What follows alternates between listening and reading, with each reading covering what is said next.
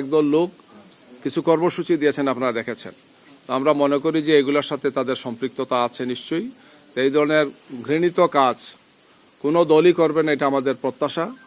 আমরা নির্বাচনকে সুন্দর, শান্তিপূর্ণ, গ্রহণযোগ্য একটি নির্বাচন আমরা আশা করি। প্রতিযোগিতা থাকবে, প্রতিদ্বন্দ্বিতা থাকবে, কিন্তু এই ধরনের ঘৃণ্য তৎপরতা বন্ধ হবে, এটা আমাদের প্রত্যাশা।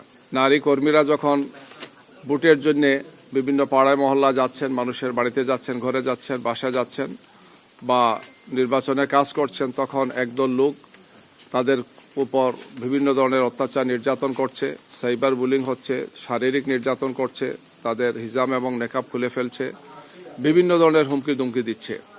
তো এই বিষয়গুলো আমরা স্থানীয়ভাবেও জানিয়েছি আইন শৃঙ্খলা বাহিনীর সাথে যারা আছেন, ইলেকটোরাল কমিটিতে যারা আছেন। এর সাথে সাথে আমরা যেহেতু রিপিটেডলি ঘটনাগুলো ঘটছে এবং এর কারণে বাংলাদেশের নারী সমাজ খুব উদ্বিগ্ন, উৎকণ্ঠিত।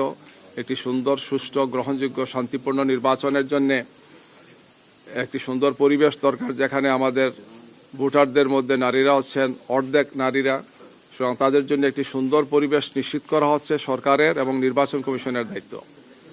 তো আমরা এই কারণেই আজকে এখানে এসেছি যে এই ব্যাপারে প্রয়োজনীয় পদক্ষেপ যাতে গ্রহণ করেন ইসির পক্ষ থেকে। তাদের দায়িত্ব এটি আমরা মনে করি। যে গতকালকে আমাদের সম্মানিত আমিরে জামাতের টুইটার অ্যাকাউন্ট এক্স সেটা হ্যাক করেছে একদল দুষ্কৃতিকারী।